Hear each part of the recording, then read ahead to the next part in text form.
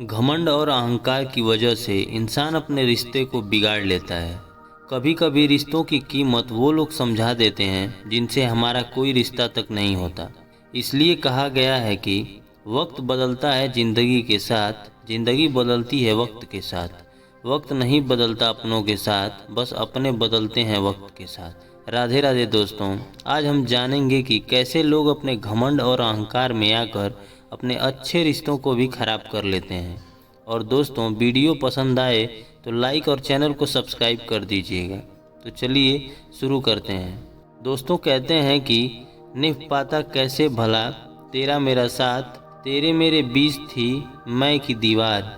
यह मैं यानी अहंकार ही सबसे बड़ी बाधा है, जो हमें खुशी, संतुष्टि, रिश्तों और सम्मान से वंचित करके सारा जीवन नरक बना देता है। इसलिए पहले पहचानिए कि यह अहंकार मन में किन रूपों में घर किया है और फिर इसे निकाल फेंकिए। एक आचार्य कुछ साधकों को ध्यान करवा रहे हैं। उन्होंने कहा कि सभी साधक आंखें बंद करके अपना ध्यान जमीन से 20 फीट ऊपर ले आएं। अब ध्यान को वहीं रोक लें और वहीं से सभी साधकों को देखें। साधकों के बीच स्वयं को भी देखें। अन्य साधकों की अपेक्षा स्वयं की आकृति अधिक स्पष्ट और ऊंची दिखलाई पड़ रही होगी, और यही अहंकार है।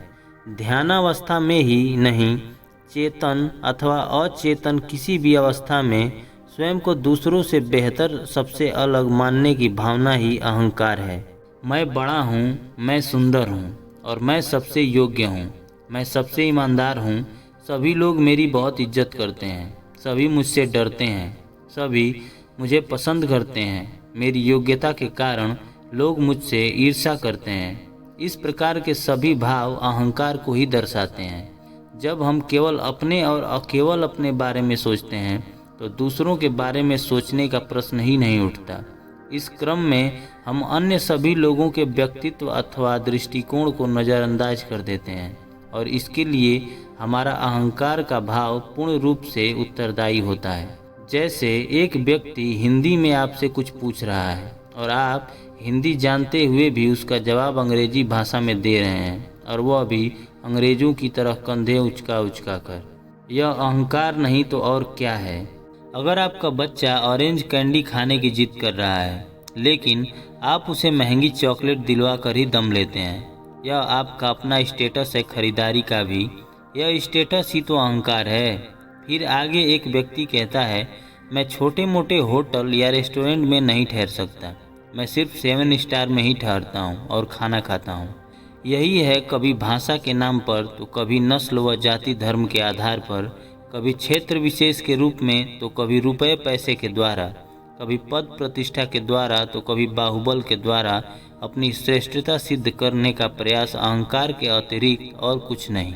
कहा गया है कि पतन का पक्का मार्ग है ये, चूंकि अहंकार एक दुर्गुण और मनोरोग है, अतः इसका प्रभाव भी नकारात्मक ही होगा।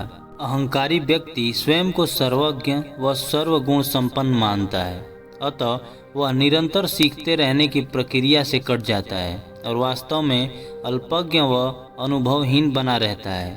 अहंकारी स्वयं को सर्वश्रेष्ठ और कार्यों को उत्तम बताता है, इसलिए दूसरे लोगों के अनुभव से लाभ उठाने का प्रयास नहीं करता, अतः कभी कभी नुकसान में रहता है।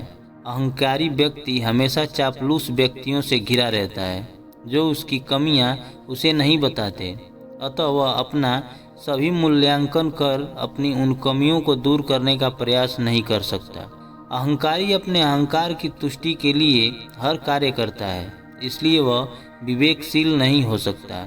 जिस व्यक्ति का विवेक नष्ट हो जाता है उसका पतन निश्चित है।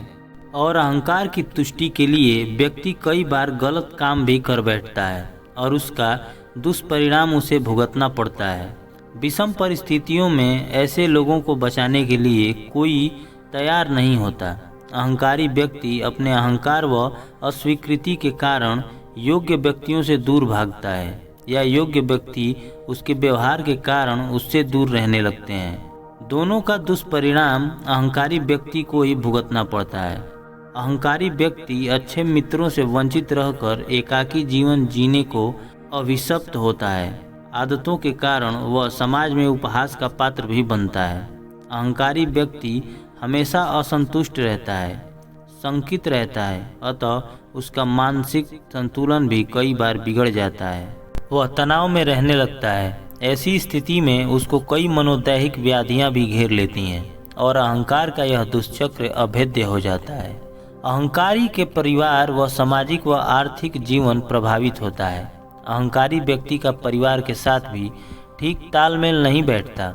वह घर परिवार में भी कलह का कारण बनता है, इसलिए वह अपने परिवार से कट जाता है।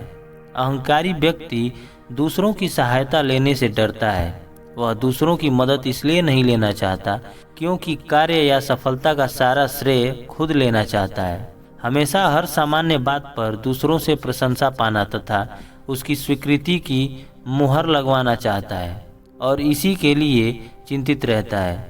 हमेशा दूसरे लोगों से अपनी तुलना करने में लगा रहता है और वह किसी भी कीमत पर किसी से कमतर नहीं दिखना चाहता।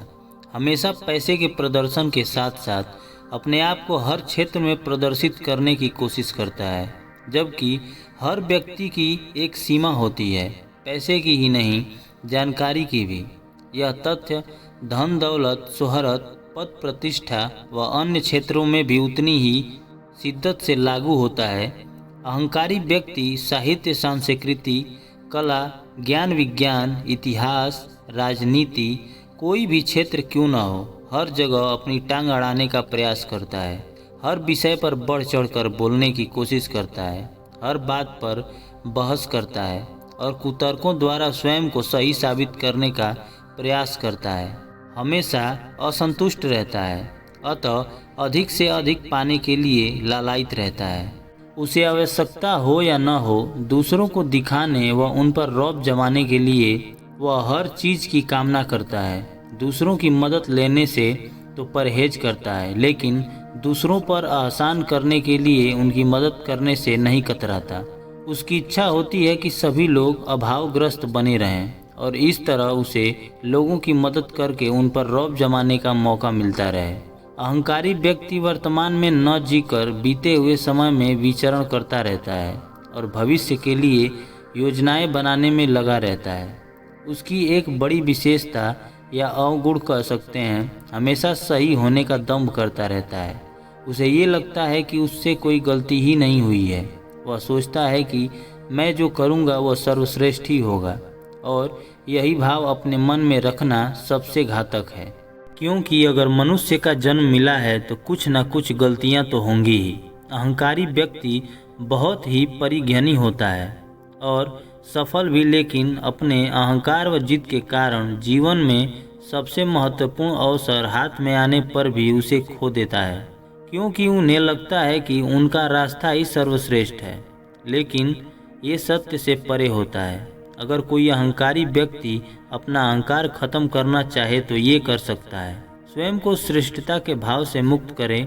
इसका ये अर्थ है कि हम स्वयं को कार्यों को महत्व न दें, अपितु दूसरों के विचारों और काम को भी पूरा महत्व दें।